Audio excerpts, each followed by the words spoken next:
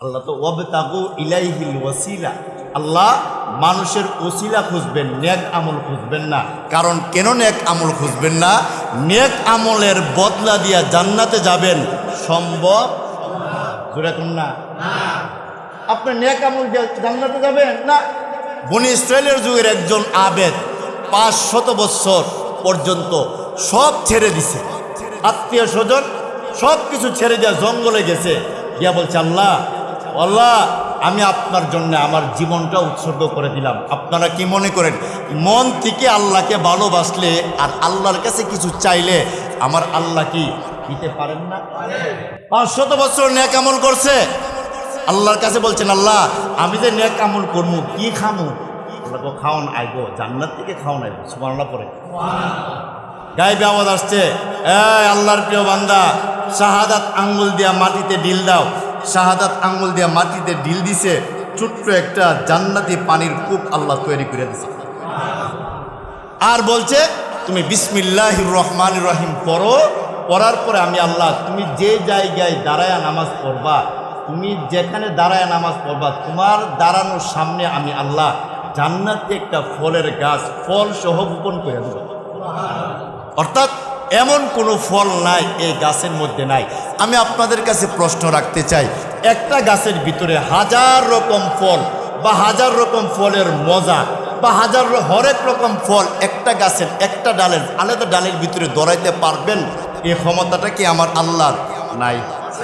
আর জোরে এখন তিনি 500 বছর নেক আমল করলেন, কিন্তু তিনি মারা গেলেন। বন্ধুর সাথে স্বপ্নের যুগে মুলাকাত হয়েছে।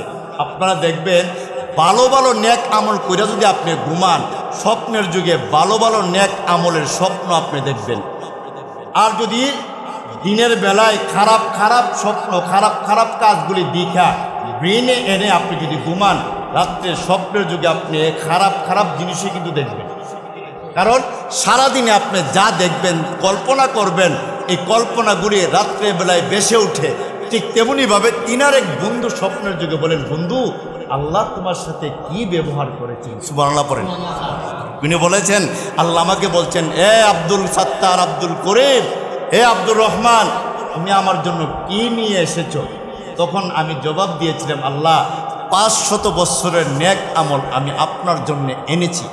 এরপরে আল্লাহ আমাকে প্রশ্ন করছেন, তাহলে তুমি কিসের বদলা জান্নাতে যেতে চাও? তখন আমি বলেছিলাম, আল্লাহ 500 বছরের নেক আমলের বদলা আমি জান্নাতে যেতে চাই। তখন আল্লাহ বলেন, হে বদলা জান্নাতে যেতে চায়, তাহলে আমারও তো কিছু বদলা আছে, আছে না নাই? আরো জোরে কোন আছে না নাই?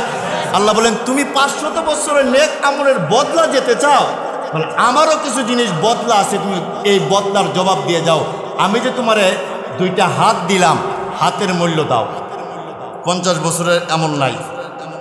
এই আমি যে তোমার 2টা পা দিলাম, 100 বছরের আমল নাই। আমি যে তোমার 60 বছর হায়াত দিলাম, এর বদলা দাও। আমি যে তোমাকে 2টা টুট দিলাম, এর বদলা দাও। আমি যে 2টা কান দিলাম, এর বদলা দাও। আমি যে জিহ্বা দিলাম, এর বদলা দাও। দিতে দিতে তার সমস্ত নেক আমল শেষ। আল্লাহ বলেন, তোমার কাছ থেকে বদলা তো আমি মাত্র কেবল শুরু করলাম, তোমার দিন নেক আমল শেষ, আমার বাকি জিনিসের বদলা কে দিবে? সুবহানাল্লাহ না? বন্দা মাথা নোয়ে রাখছে। আল্লাহ বলেন, যেহেতু বদলেই তোমাকে দিতে হবে, বদলেই জান্নাতে যাবে, এখন তো তুমি জান্নাতে যাওয়ার তোমার কোনো অধিকার নাই। কারণ আমি আরও অনেক জিনিস পাও না। তোমার কলজা দিছি, রক্ত দিছি, রগ দিছি, সিনা দিছি, আমি তোমাকে কথা বলার শক্তি দিছি, শ্বাস নিঃশ্বাস রুহ দিছি, এর বদলা দাও। বন্দা মাথায় নোয়ে রাখছে। আল্লাহ বলেন, তুমি তোমার এই প্রশ্নের উত্তরে তুমি তোমার জায়গা জাহান্নামে চলে যেতে হয়, ফায়সালা এটাই। আমার বদলা আমি পরিপূর্ণ পাই নাই, যেহেতু বদলা পরিপূর্ণ পাই নাই, তোমার ঠিকানা জাহান্নামে হবে। আর যদি বদলা পরিপূর্ণ আমি পাইতাম, তুমি দিতে পারতে, তোমার জায়গা জান্নাতে হতো। কি ফায়সালা? আল্লাহ ফায়সালা তো আপনার কাছেই, আমি যে ধরনের বদলা দেওয়া দরকার দিতে পারি না, তাহলে আমার ঠিকানা জাহান্নাম। ঠিক আছে, জাহান্নামে যান।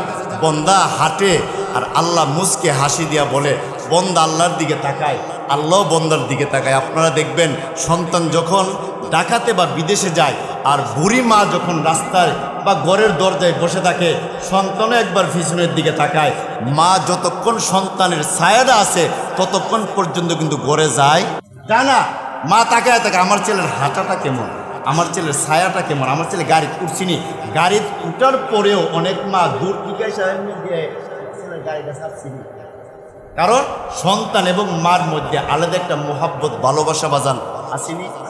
ওই আল্লাহ বলছেন জাহান্নামে যাও, এ পিছনের দিকে তাকা, আল্লাহ এইভাবে উকি দিয়ে তাকা, ও পিছনের দিকে তাকায়, আল্লাহ তাকায়, তখন তাল হাজা ইয়া আব্দি বান্দা, এদিকে আসো, তুমি তোমার আমলের বদলা যেতে পারবে না, আমি আল্লাহর ইহসানের বদলা যেতে পারবে। আল্লাহ আমার উত্তর প্রশ্ন ভুল হয়েছে, আমি আমলের বদলা জান্নাতে যেতে চাই না, আপনার দয়ায় জান্নাতে যেতে চাই। আল্লাহ বলেন, ও ফেরেশতারা, সে তার ভুল স্বীকার করছে, 500 বছরের নেক আমল দ্বারা তার জান্নাত সে ক্রয় করতে পারে নাই, আমি দয়া করে গুনাহ মাফ করে তাকে এই মুহূর্তে দয়া করে আমি জান্নাত দান করলাম।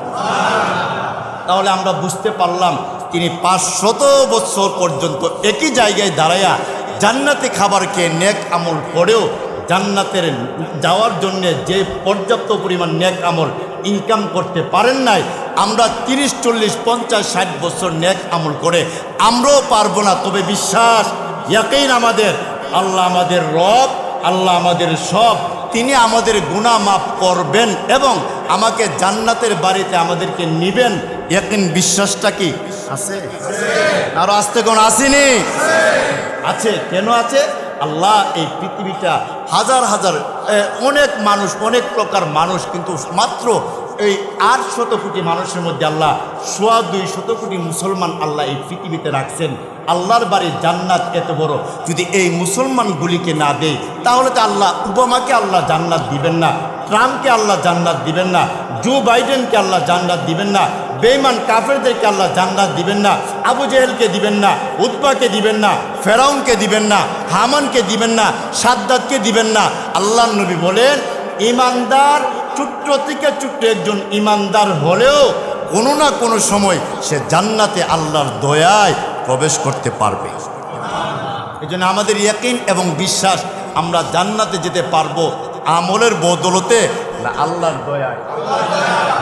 আদমি দাদা ইবা জম মুসলমা কর দাই, আদমি দাদা ইবা জম মুসলমা কর দাই, আই খুদা কুন বাশুম এহসা বর এহসা কর দাই।